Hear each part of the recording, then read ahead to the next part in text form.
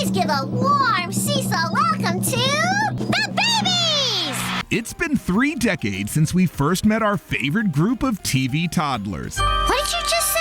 Rugrats is a 90s classic that turns 30 this year, so we turned to IndieWire TV editor Kristen Lopez to help us celebrate some of the best of what it had to offer. I love that it's turning 30 and people still remember it. Some shows tend to feel very dated when you rewatch them as an adult. Rugrats always feels fresh. First, let's take a look at how the show was developed. The series was developed in 1989 by Gabor Chupo and Arlene Klasky. A then husband and wife animation team who were inspired by their own kids to create the series. They wanted to tell a story about what their kids were thinking in a way that was fun and light. Look, I'm on top of the world!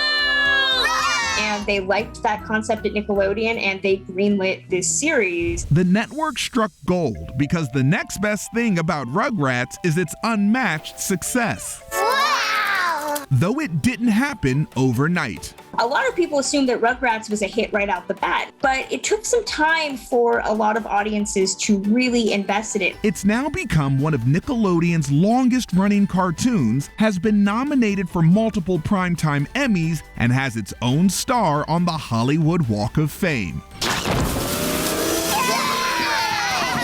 Finally, Rugrats was more than just wacky toddler adventures, it also stood out for its progressive plot lines. I don't think there's anything like it aimed at children today. Rugrats was one of the first and only cartoons to feature a Hanukkah and a Passover special. In a time when either children's programming was not talking about religion or it tended to fall into the more secular things like Christmas. And that's not all. The families featured were diverse and inclusive of working moms and single parents. Chucky, did I ever tell you how your mommy and I met?